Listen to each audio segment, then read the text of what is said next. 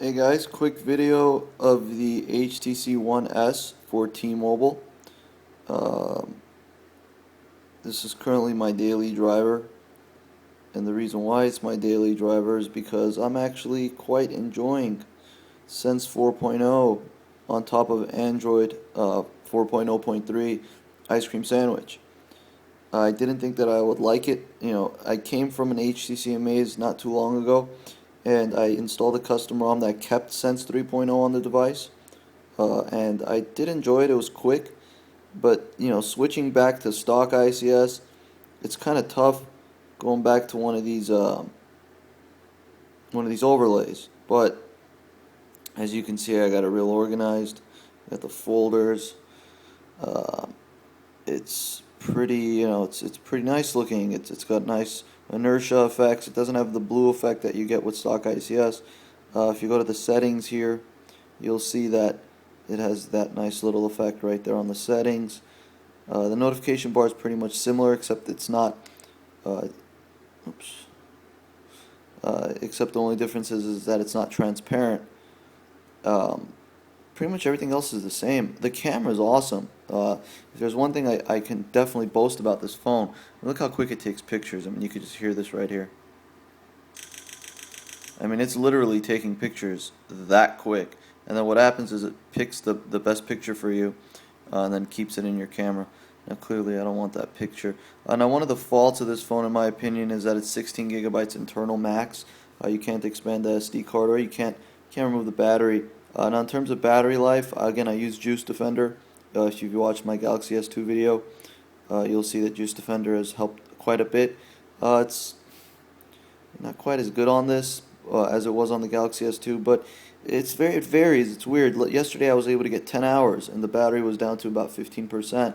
And today, I'm at 74% with not as heavy use, and it's 2 hours in, not even 2 hours in. So it's a very, very, very ADD bipolar battery.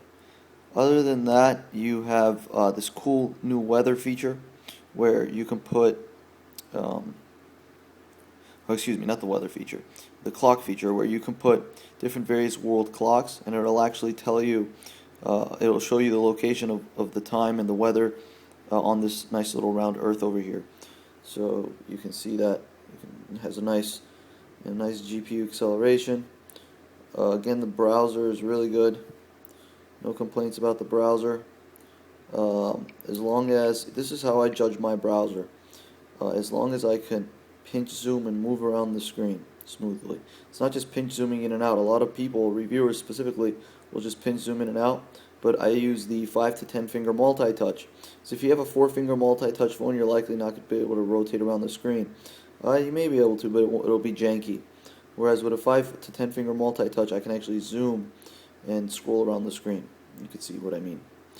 So try that out with your phone. And then the reason why I do that again is because I use the iPhone theory. The iPhone allows you to do that. Windows Phone 7 allows you to do that. And Android allows you to do that as well. So I want to make sure I cover all bases. Other than that, you have a Dropbox. Gives you 25 gigabytes of Dropbox. You get 2 gigabytes, and you have to go on their website. Do a couple things that they ask you to do. Download the app for your computer.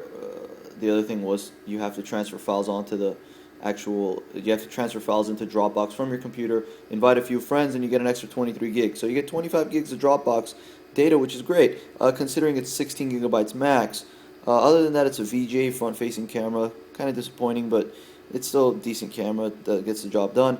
You got these cool toggles with that nice little effect. You could set anywhere you want. Here's a bug that I found. If I'm scrolling through the widget here for email, what'll happen is if I scroll, did you just see that it jumped? If I scroll fast enough or too fast, it'll think that I'm trying to resize the widget, which I'm not. I'm just scrolling. So that's a bug. But I'm sure with a few patches or fixes and future updates, we'll get that issue solved. Let's see. Other than that, you got your dialer. Everything's smooth. The keyboard is smooth as butter. One of the issues with the keyboard that a lot of people have had is that it tends to be too close together. There isn't a gap between the buttons, and I happen to agree with that. You could see that it's a very, very good keyboard. Very responsive, very responsive keyboard, but the keys are too close together. It's an issue I have. You can see that the keys are too close together. But other than that, it's a good keyboard.